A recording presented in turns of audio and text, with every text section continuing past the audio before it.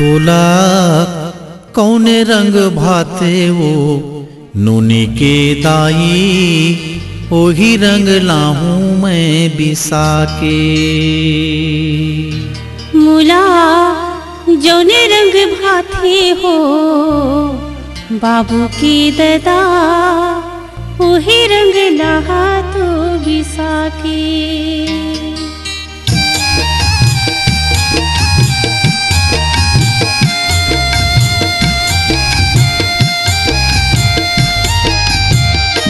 तोला कौने रंग भाते वो नूनी के दाई, ओही रंग लाहूं मैं बिसा के। मुला जौने रंग भाते हो बाबू की ददा, ओही रंग लहा तो बिसा के।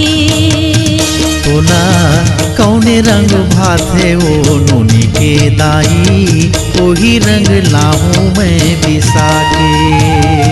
मुला जौने रंग भाते हो बाबू की ददा, ओही रंग लहा तो बिसा के।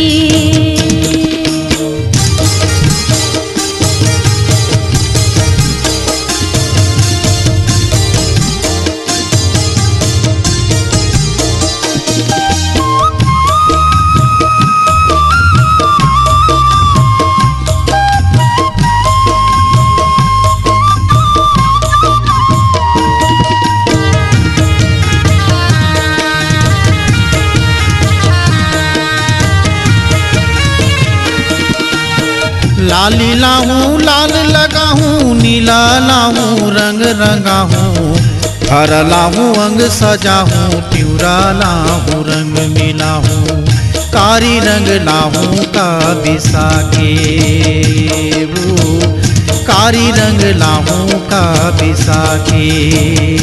मुला जौने रंग भाते हो बाबू की ददा, ओही रंग लहा तो बिसा के।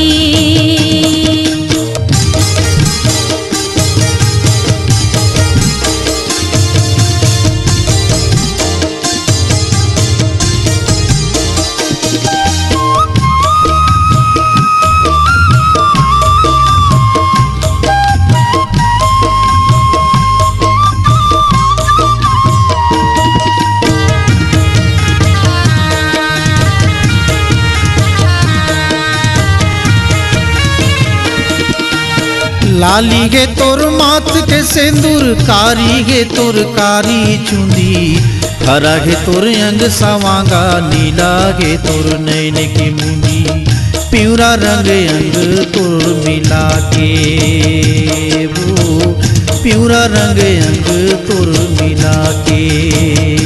मुला जौने रंग भाते हो बाबू की ददा, ओही रंग लहा तो बिसा के।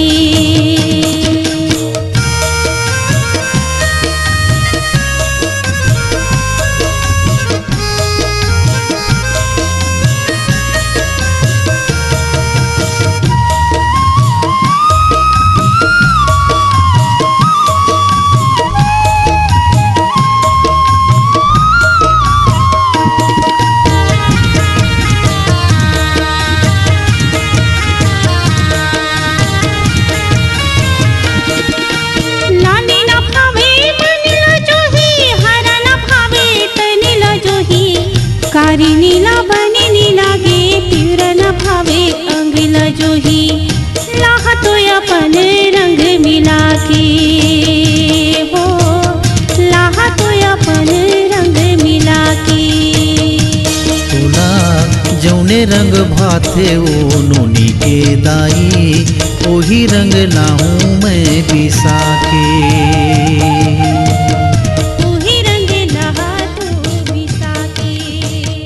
ओही रंग लाहूं मैं बिसा के।